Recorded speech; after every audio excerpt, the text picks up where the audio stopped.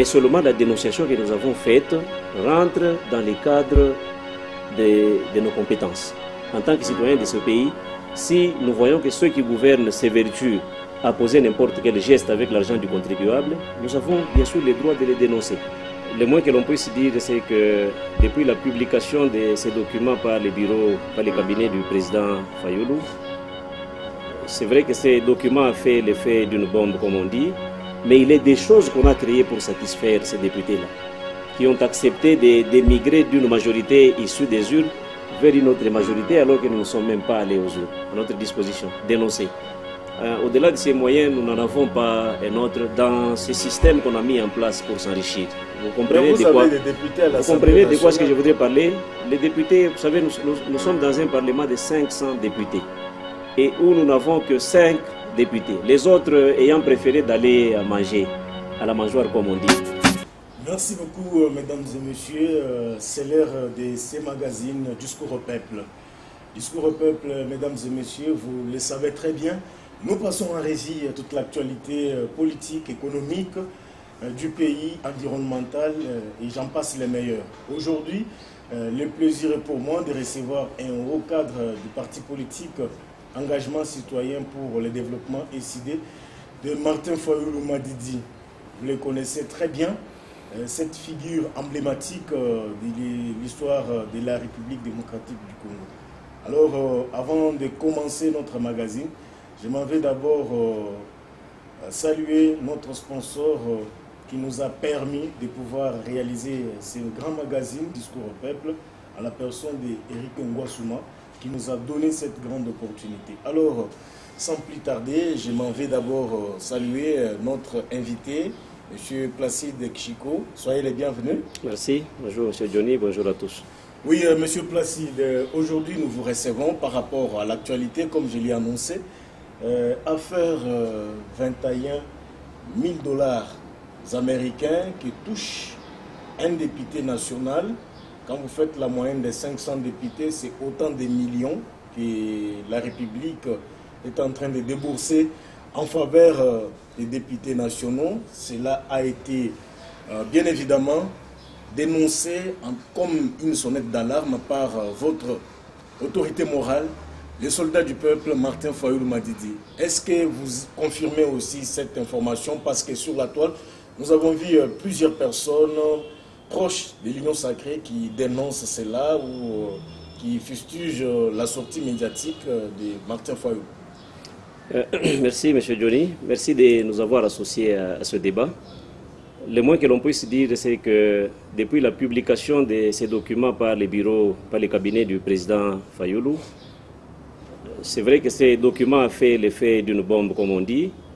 Et à la question de savoir si nous confirmons, si cela est vrai, nous disons tout simplement oui. Nous disons oui jusqu'à preuve du contraire. Ça veut dire que nous avons fait notre part.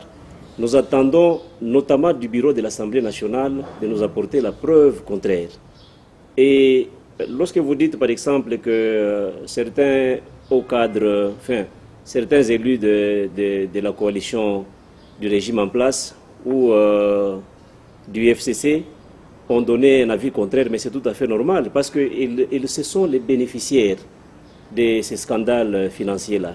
Et donc ils ne peuvent que dire ce qu'ils ont dit, mais vous allez aussi constater que logiquement, ils n'ont donné rien de fondamental en termes de preuves contraires pour pouvoir contredire ce que nous avons allégué à travers le président Fayoulou, bien sûr.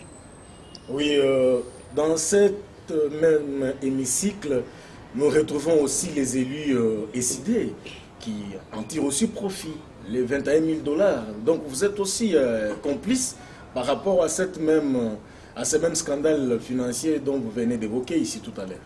Ce que je peux dire par rapport à ça, d'ailleurs, il y a un de nos élus, l'honorable Jean-Baptiste Kassekwa, qui est aussi secrétaire général adjoint de mon parti ECD, qui a fait le tour des médias, qui a notamment été reçu par Dialogue entre Congolais à la radio Okapi, qui a été reçu également par Mme Paulette Kimuntu, qui s'est expliqué longuement. Et vous, en tant que média, vous avez suivi la pertinence des éléments qu'il a fournis par rapport à cela.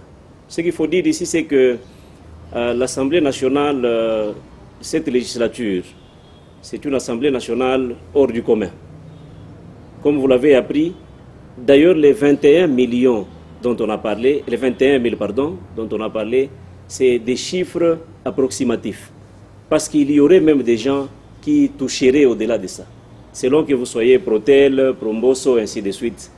Et nous, c'est vrai que nous avons donné un chiffre précis, mais bien avant cela, il y a des gens qui étaient dedans dans le régime, qui l'ont dénoncé, en l'occurrence M. Kabound Jamark, qui lui-même a été bénéficiaire de ces systèmes-là, qui, il n'y a pas longtemps, dans une sortie médiatique, lorsqu'il a annoncé la création de son parti politique, a dit ce qu'il a dit, notamment les concepts qui a fait le tour du monde, jouisseurs, qui traitait ceux qui sont au pouvoir des jouisseurs. Et donc, quand vous allez encore à ce même hémicycle, il est des députés indépendants d'esprit, tels que l'honorable Sessanga, qui n'a pas contredit ce que le président Fayulu a dit, qui est allé dans le même sens, qui a d'ailleurs rappelé qu'il y a même des gens qui toucheraient plus que cela, parce qu'il faut rappeler que lui, à l'époque, il avait renoncé d'une manière ou d'une autre à une partie de ces émoluments-là qu'il estimait exorbitants, et donc il a laissé la possibilité, je crois, une année d'émolument, pouvant aller à des aides caritatives, ainsi de suite. Nous avons des députés, ça c'est connu de tout le monde, ce n'est pas un secret, mais est-ce que ces députés-là, nos députés à nous, ils sont traités de la même manière que les autres députés, faisant par exemple partie de la majorité que l'on a fabriquée dans les conditions que vous connaissez? La réponse est non.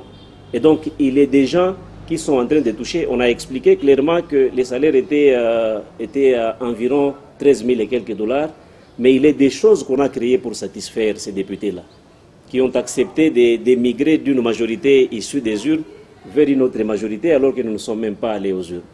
Et donc ces gens ayant accepté de prêter main forte au régime, ils ne pouvaient qu'avoir ces sommes faramineuses-là sous forme de récompenses de ce qu'ils ont pris comme deal avec les pouvoirs en place. Et donc vous dire ici que nos députés toucheraient la même chose que ceux qui sont de l'autre côté, c'est impensable. C'est impensable parce que ceux qui sont dans les systèmes l'ont prouvé noir sur blanc, qu'il y a même qui toucheraient plus de 21 000 dollars. Il y en a aussi ceux-là qui ont démontré, noir sur blanc, qu'il y a des députés qui sont membres des commissions, même des présidents des commissions, les membres des bureaux, qui ont certains avantages, y compris des primes, qui n'arrivent même pas d'une manière continue, mais avec beaucoup d'intermittence. Et cela fait en sorte qu'il y a des députés, certes, élus nationaux ou élus nationaux, mais qui ne touchent pas de la même manière que les autres parce qu'ils ne sont pas dans des commissions. Ne voyez-vous pas que c'est sur base de cela que quand vous faites les cumuls de ce qu'ils perçoivent en termes de primes et aussi les avantages dus à leurs responsabilités, cela amène aussi à un montant là qui avoisinerait les fameux 21 000 dollars. Non, mais ce qu'il faut dire par rapport à cette question, c'est que ce qui fâche, c'est quand on compare la vie des autres compatriotes, qui eux aussi servent l'État comme le font les élus nationaux. La différence qu'il y a... Mais qui ne sont pas dans des commissions. Évidemment, mais ce qu'il faut dire ici, M. Johnny, c'est que être dans une commission, c'est vrai que ça rapporte toujours certains petits avantages par rapport à ceux qui ne sont pas dans des commissions.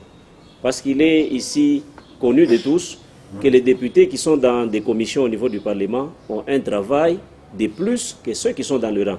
Ça, c'est connu. Et donc, naturellement, comme dans tous les parlements du monde, il devait y avoir certains avantages. Mais il ne faut pas que ce soit des avantages qui choquent, comme c'est le cas. C'est ça qui pose problème. Ce qui pose problème, ce n'est pas parce qu'ils ont des avantages.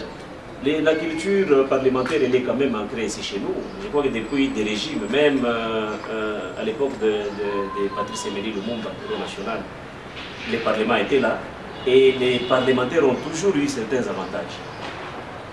Ce qui a fait déborder les vases, c'est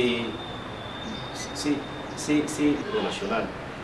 Les parlements étaient là et les parlementaires ont toujours eu certains avantages. Ce qui a fait déborder les vases, c'est la nature même de ces avantages-là, voyez-vous. Par exemple, quand vous rentrez dans un passé récent, à l'Assemblée nationale, on a créé ce qu'on a appelé les fonds, la réserve parlementaire, à 5 000 $ pour les députés.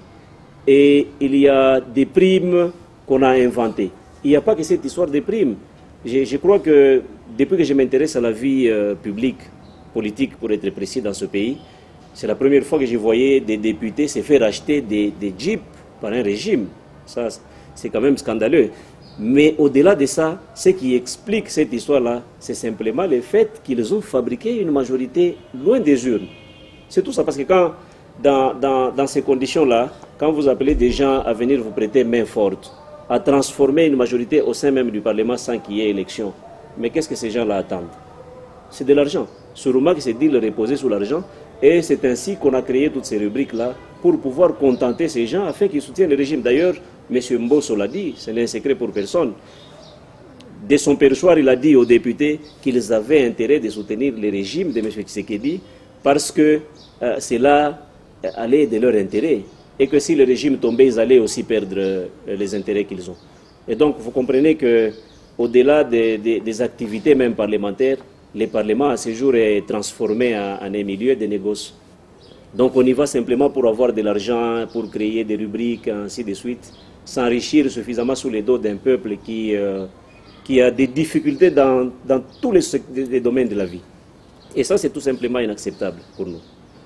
Que répondez-vous à ceux-là qui estiment que Martin Fayulu était déjà disparu sur la scène politique? Il a juste soulevé cette question d'une manière de se refaire une santé politique parce qu'il était totalement dans les oubliettes, raison pour laquelle il a fait recours à quelque chose d'illusion, question de s'attirer encore de la sépantie auprès de la population. Non, mais Martin Fayulu, c'est, comme vous l'avez introduit ici, c'est un politicien que l'on ne présente plus. Et son poids politique, son poids politique n'est plus à démontrer. Vous savez, nous... Il est parti même prendre la dame ici. Vous savez, nous faisons... Marie. Madame Marie Massemi est une militante, comme toute autre militante. Si son combat, la manière de mener son combat lui a valu ce que ça lui a valu, c'est tout simplement normal. Et pour répondre à la question de savoir si le président Fayulu avait déjà disparu des radars, non, mais c'est tout simplement légitime pour ceux qui le disent. Et d'ailleurs, qui le dit, ce sont simplement les gens de la majorité en place, au pouvoir. C'est eux qui ont tendance à voir les choses. Quand tout le monde voit A, eux ils voient B. Et c'est tout à fait normal. Le président Fayulu mène ses activités politiques dans la sérénité. En tant que fils de ce pays et acteur politique majeur de ce pays, il ne peut pas constater une incongruité dans la gestion de l'État et rester chez lui bras croisés. Donc il n'a fait que son rôle en tant que tel, en tant que leader politique de grande envergure, lorsqu'il constate. Et d'ailleurs, il en a déjà fait sa vie. Toutes les fois qu'il y a eu des scandales ici, dès lors qu'il a réuni des preuves, dès lors qu'il a consulté les uns et les autres, il est en droit de se prononcer, c'est ce qu'il a fait. Alors que l'on vient de mélanger les choses ici, l'été, c'était... Non, mais ça c'est tout simplement, ce sont des racontards comme on le dit. Le président Fayulu est là, il est intact, il a sa popularité. D'ailleurs, vous voyez, très récemment, il est sorti, il était l'invité de AFEC, donc les mouvements des cadres, des femmes de notre parti, qu'il a invité récemment à rehausser de sa présence dans un stade. Vous avez vu sa sortie. Chaque fois qu'il sort de chez lui, qu'il va quelque part, ça ne laisse personne indifférent. Et donc ce sont ceux qui sont en face de nous qui ont peur, qui pensent que nous avons disparu alors que nous sommes là. Est-ce que vous ne voyez pas que cette dénonciation de Martin Fayulu avait tendance à créer un soulèvement au sein des forces de sécurité et de l'armée qui sont engagées au front contre les groupes terroristes du M23 parce que lorsqu'ils apprendraient que les députés qui sont des civils, certes, qui touchent 21 000 $ alors qu'eux qui assurent la défense et l'intégrité territoriale touchent moins que ça. Dans les contextes où nous nous retrouvons de la guerre, est-ce qu'il était-il important de pouvoir parler de cela, si ce n'est que proposer des idées fortes question d'endiguer cette guerre de l'Est? Notre liberté, elle est aussi politique. Elle est politique dans ce sens que nous n'avons pas à choisir qu'est-ce que nous allons dire, bien sûr, sauf ce qui contrevient à la loi. Mais faire une dénonciation, quel est le lien entre faire une dénonciation et un soulèvement populaire? Nous, en tout cas, tout de suite, nous sommes en difficulté d'établir les liens. Mais seulement la dénonciation que nous avons faite rentre dans les cadres de nos compétences. En tant que citoyens de ce pays, si nous voyons que ceux qui gouvernent s'évertuent à poser n'importe quel geste avec l'argent du contribuable, nous avons bien sûr le droit de les dénoncer. Alors, qu'on nous dise ici qu'il y a la guerre, tout ça, non, mais cette guerre-là date de très longtemps. Nous l'avons toujours rappelé dans vos émissions où je suis pratiquement habitué. C'est une guerre qui date de très longtemps. Les gens qui sont au pouvoir à ce jour, c'est des gens qui ont été dans l'opposition avec nous très récemment. Qu'est-ce que nous n'avons pas dénoncé ensemble? Même du vivant où notre meneur d'homme était encore là, les sphinx délimités. Nous avons tous dénoncé ces choses-là. C'est une pratique qui était là. Et le régime, quand il est venu, il a donné un gage de responsabilité, de bonne volonté, de vouloir rectifier tout cela. Mais une fois qu'ils se sont retrouvés dedans, ils ont compris que ça leur donnait avantage, ils ont laissé intacte la situation. Et donc, nous n'allons pas... Comme ça, nous sommes en démocratie, nous les clamons au effort tous les jours. Et la démocratie implique aussi cela. Ça implique de manière peu rationnelle les ressources de l'État. Et ça s'est fait partout au monde. Même dans les pays les plus dictatoriaux comme la Chine, comme la Corée du Nord, comme le Venezuela et ainsi de suite. Donc c'est notre responsabilité. Quand nous trouvons qu'il y a matière à dénoncer, nous dénonçons. Et pour le reste, il faut peut-être que les gens conviennent avec un expert pour nous dire qu'à partir de ce que vous avez dit, voici votre responsabilité. Mais jusque-là, nous ne voyons pas une autre responsabilité, à part le fait de dénoncer. Vous nous rejoignez, mesdames et messieurs, c'est Discours au peuple qui passe à l'instant. C'est magazine sponsorisé désormais par Eric Ngossouma, que nous saluons. En tout cas, il nous a facilité la tâche de pouvoir, bien évidemment, poursuivre avec ces magazines Discours au peuple. Alors, monsieur Placide, est-ce que Martin Fayulu, décidé dans son ensemble, est vraiment préparé, disponible pour affronter les consultations électorales de 2023? La réponse est simple. La réponse est simple. Parce que la loi électorale est déjà là. Voyez, la CENI est déjà en place. Une CENI et une loi électorale que le régime s'est fabriqué à sa guise. Qu'à cela ne tienne, nous avons toujours rappelé que nous, en tant que parti politique, nous sommes prêts à aller aux élections. D'ailleurs, vous allez vous rappeler qu'à l'issue des élections calamiteuses, vous continuez à rechercher les consensus. À l'issue des élections calamiteuses de 2018, nous avons été les premiers, avec notre leader en tête, à demander qu'il y ait des élections anticipées. Beaucoup d'acteurs politiques, pour des raisons qui leur sont propres, les uns pour pouvoir gagner un peu d'argent, comme ils étaient déjà acquis par le régime, les autres, pour des raisons que nous connaissons, ont traité le président Fayulu de tous les maux. Et aujourd'hui, les gens qui réfléchissent correctement donnent raison à Martin Fayulu. Si nous avions voulu, par exemple, qu'il y ait élection anticipée, c'était pour éviter en amont ce que nous sommes en train de vivre. Vous voyez des gens qui ont été placés ça et là, tel l'a placé. C'est des gens qui n'ont aucun souci pour le bon fonctionnement de la République. C'est des gens qui ne voient que leur propre intérêt. À ce jour, la preuve est là. Et nous ne voyons plus des gens sortir pour critiquer Martin Fayulu. Et donc, par rapport à la question de savoir si nous étions prêts, je le confirme ici, en tant que cadre du parti, que nous sommes prêts d'aller aux élections dans les délais. D'ailleurs, c'est nous qui parlons plus des élections. Les autres n'en parlent même plus pour la raison que vous connaissez. Parce qu'ils savent, ils n'en parlent pas. Ils savent que malgré ce qu'ils ont monté comme structure acquise, tout ça, ils sont toujours en mal de positionnement au niveau de la population. Vouloir aller aux élections, c'est pratiquement vouloir se donner la mort. Ils n'en veulent pas. C'est vrai que pour amuser la galerie, ils passent à des médias pour dire nous irons aux élections, mais quand vous regardez seulement comment est-ce que le processus électoral évolue, vous avez directement votre réponse.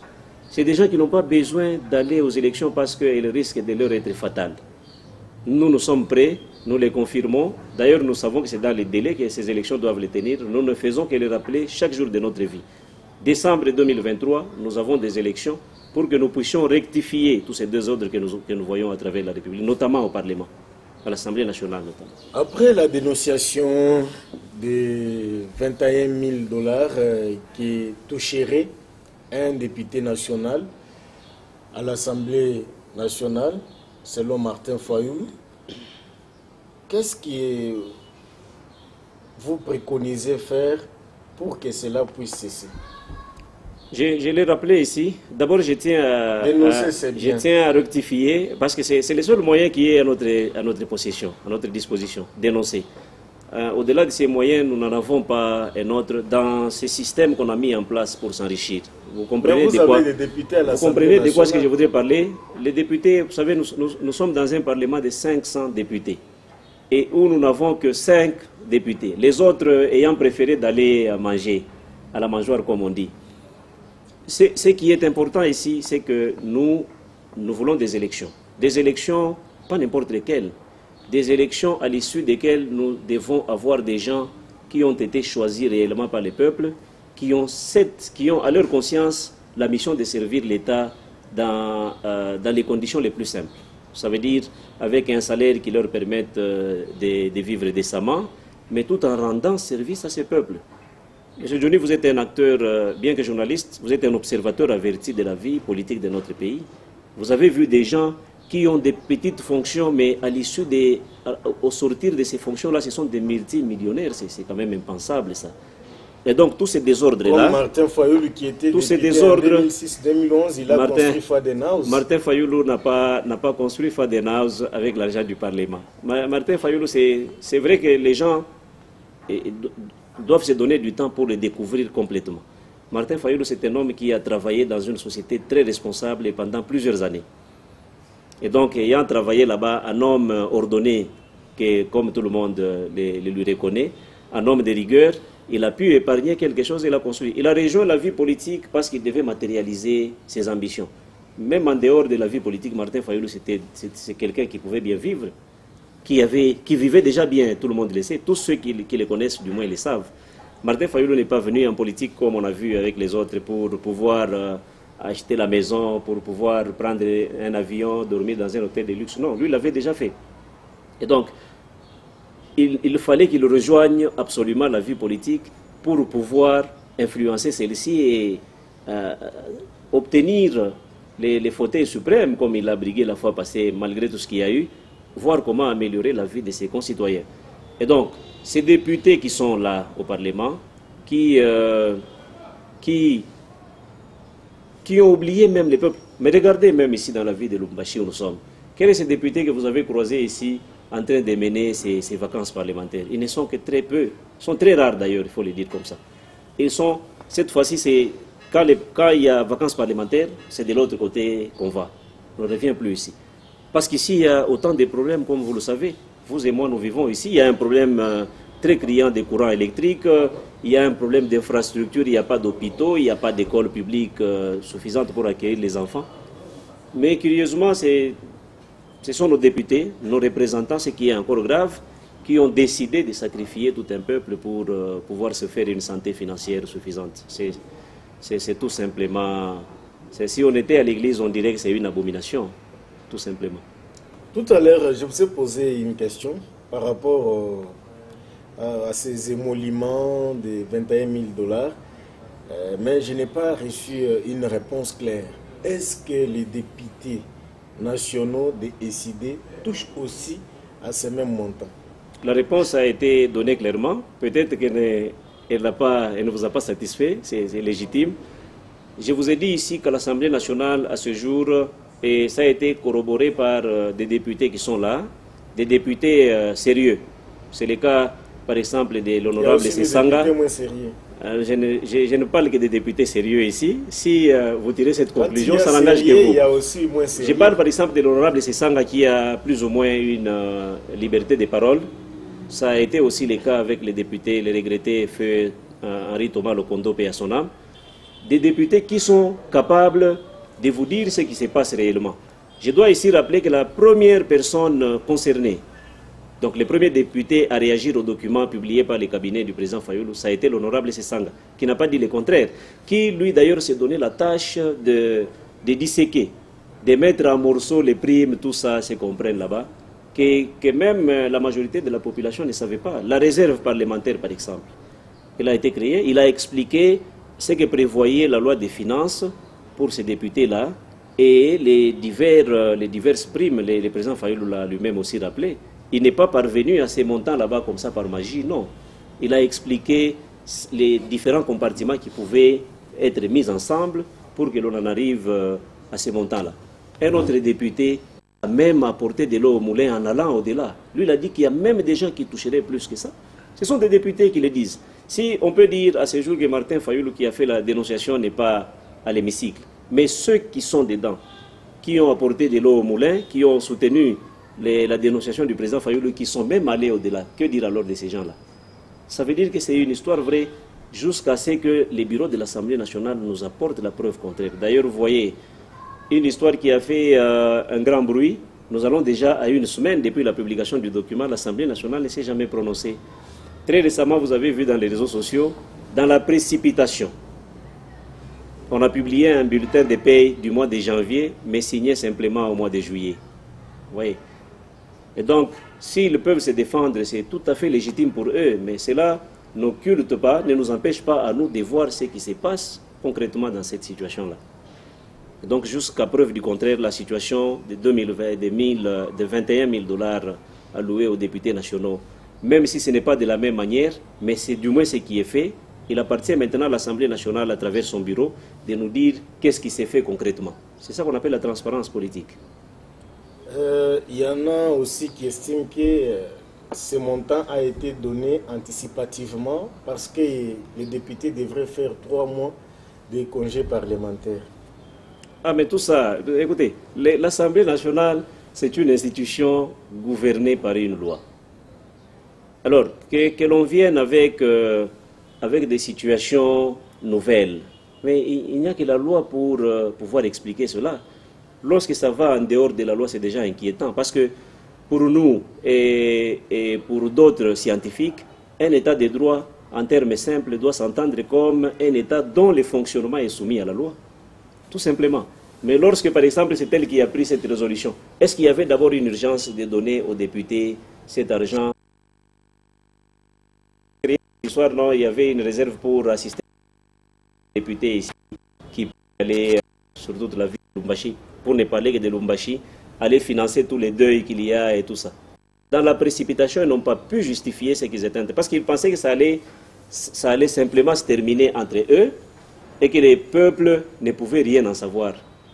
Et heureusement, le peuple est encore quelqu'un qui pense à lui, et c'est Martin Fayoulou qui s'est porté garant pour dire au peuple, mais écoutez, voici ce qui s'est fait là-bas. Donc, en dehors de briguer la présidence, Martin Fayoulou ne peut pas servir le peuple dans un autre sens. Non, mais le président Fayoulou a choisi de servir le peuple à ce niveau-là. La même question a été posée à M. Etienne Tshisekedi, d'heureuse mémoire, paix à son âme. Est-ce que vous ne pouvez pas servir les peuples à un autre niveau? Ah non, mais pourquoi ne pas aussi servir les peuples à ce niveau-là? C'est une question de choix. Aujourd'hui, vous pouvez sortir, vous vous dites, j'envisage gouverner telle ville. C'est votre choix. À partir du moment où la loi vous en donne la possibilité, je ne vois pas comment est-ce que d'autres personnes viendraient choisir pour vous la place que vous devez occuper, alors que la liberté, la Constitution vous permet en tant que fils de ce pays, parce que la Constitution pose des conditions. Notamment, il faut être majeur pour pouvoir prendre une responsabilité au sein de l'État. Et donc, je ne vois pas sur base de quoi les gens choisiraient à Martin Fayoulou une place à occuper et pas telle autre. Lui pense, c'est ce que je pense aussi, et c'est ce que nous pensons, les idées, qu'il doit prendre la présidence de la République pour pouvoir rectifier tout ce que nous avons vécu comme calamité depuis 1960. Et je vous rappelle que l'UDPS avait nourri beaucoup d'espoir au peuple congolais, mais aujourd'hui l'UDPS au pouvoir, voyez ce qui se passe. Est-ce que c'est seulement Martin Fayoulou qui viendra relever les non, défis? mais écoutez, je pense qu'il ne faut pas que l'on mélange les genres, comme on dit. Ces discours, je l'entends par-ci, par-là, à la cité, quand j'échange avec des gens qui me sont proches. Non, mais il faut dire, ici, je dois rappeler à tout le monde que quand on parle de l'UDPS, ce n'est qu'un parti politique. Mais il ne faut pas que les gens oublient que celui qui portait la vision de l'UDPS, c'est Étienne Tshisekedi. C'est tout simplement ce que les gens tentent d'occulter.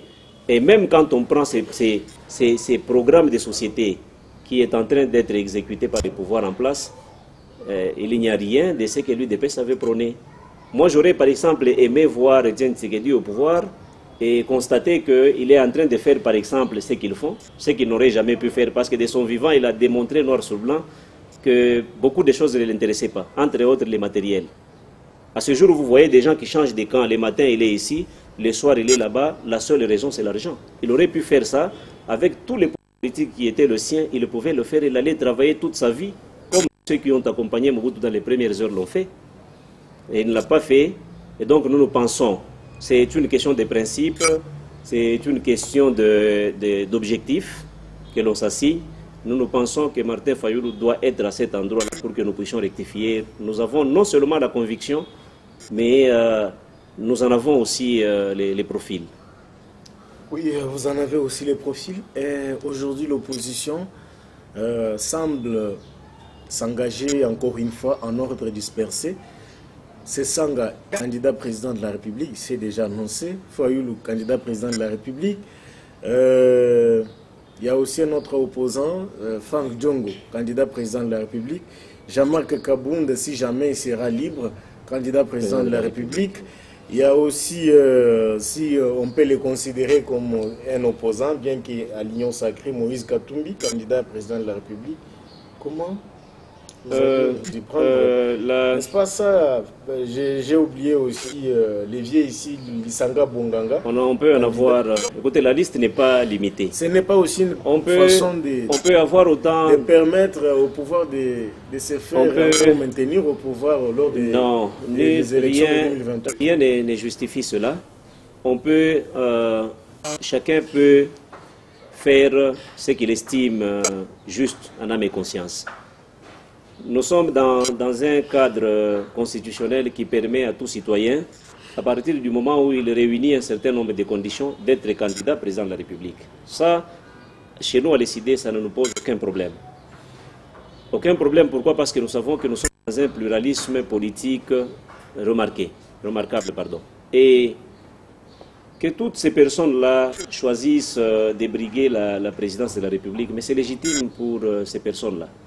Nous ne voyons même pas ces choses, mais ce que nous avons voulu, nous en avons appelé de tous nos voeux. Malheureusement, la réponse qui nous a été réservée est toujours semblable à celle des régimes passés. Nous voulons avoir des élections présidentielles, notamment à 2 tours. Parce qu'il est inconcevable qu'un président de la République, même s'il est élu régulièrement, mais à 33%, 40% par exemple, vous voyez, les 60% rentrent directement dans la case des opposants. Des gens qui ne l'ont pas choisi. Ça pose problème. C'est pourquoi on revient toujours sur la question de la légitimité des animateurs des institutions. Nous avons souhaité, nous, de nos voeux, nous avons appelé tout le monde à faire bloc pour pouvoir obtenir du régime en place ces élections-là. Mais vous avez vu, les uns et les autres ont préféré aller avoir de l'argent, être ministre, député. Et donc, l'intérêt de la nation dans ces gens-là n'y est pas. Mais nous pensons que la vie, parce que l'État ne mourra pas demain ou aujourd'hui ou demain, nous pensons que nous aurons toujours la possibilité de rectifier notamment ces cadres légaux-là, parce que c'est ce cadre légal qui permet d'avoir de bonnes élections. Et non, mais si les gens choisissent X ou Y, il n'y a pas de problème. Si cela est fait dans la légalité, on s'incline et puis on fait avancer la République. Donc, qu'il soit candidat président ou pas, nous, cela ne nous concerne pas. Nous avons un projet de société. Nous avons celui qui peut les porter à notre nom. Et nous en appelons aux Congolais, les moments venus, de porter les choix sur celui-là pour que les peuples puissent évaluer ce qu'il va faire. Parce que là aussi, il ne faut pas comparer tel a échoué, tel. Non, non. Cette comparaison, nous la trouvons un petit peu infondée, excusez-moi les termes. Nous voulons que les gens nous portent là, les moments venus, qu'ils constatent ce que nous allons faire. Ce que les autres ont fait, ça n'engage qu'eux-mêmes, ça ne nous engage pas nous. Monsieur Placide Chigo, merci d'avoir répondu à notre invitation. Merci à vous, Monsieur Denis. Et surtout, merci à ceux qui prendront le temps de suivre cette émission. Merci. Nous disons merci à l'ingénieur Emani Kabou qui nous a réalisé. Merci à vous, mesdames et messieurs. Merci également à notre sponsor officiel, Eric Ngwassouma, qui nous a facilité à pouvoir réaliser ces magazines. Bon suite de programme et on se retrouve très prochainement.